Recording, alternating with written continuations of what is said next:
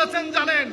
হে তরুণ, হে বাংলাদেশের যুবকরা, যেখান থেকে বসে আপনারা আমাদেরকে শুনছেন, আল্লাহ আল্লাহ রসুলকে সাক্ষী করে বলছি, তার আগে আপনাদেরকে জানান দিয়ে যাই, আমাদের ভিতরে সুন্নিয়ত বাদে অন্য কোন জিনিস যদি আমাদের ভিতরে থাকে, শিয়ত যদি ভিতরে থাকে, ইয়া রাসূলুল্লাহ আপনি সাক্ষী, আলে বাইত রাসূল সাক্ষী, আপনারা আলে বাইত রাসূল, আমাদেরকে লানত দিয়ে পৃথিবী থেকে সরিয়ে দেন।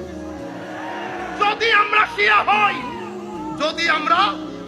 হই, সুফি মিজানুর রহমান যদি শিয়া হয়, বাংলার জমিনে সুন্নিকে আমি স্পষ্ট চিত্তে বলছি, আল্লাহর লানত পড়ুক আমাদের উপর, রাসূলের লানত পড়ুক, তাবেঈনের লানত পড়ুক, আলে বাইত রাসূলের লানত পড়ুক, যদি আমরা উপরে সুন্নি ভিতরে শিয়া শিয়া ভাবনি।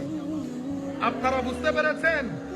আমি অনুরোধ করব, যারা এই কথাগুলো বলেন, তারা মাইকের মধ্যে এসে আমার অপোজিট কথাটা বলে সাহসিকতার পরিচয় দেন। জালালউদ্দিন আল কাদেরীর এই মাহফিল, এটা সুন্নিয়তের না, এখান থেকে সুন্নিয়ত বিস্তৃতি লাভ করে।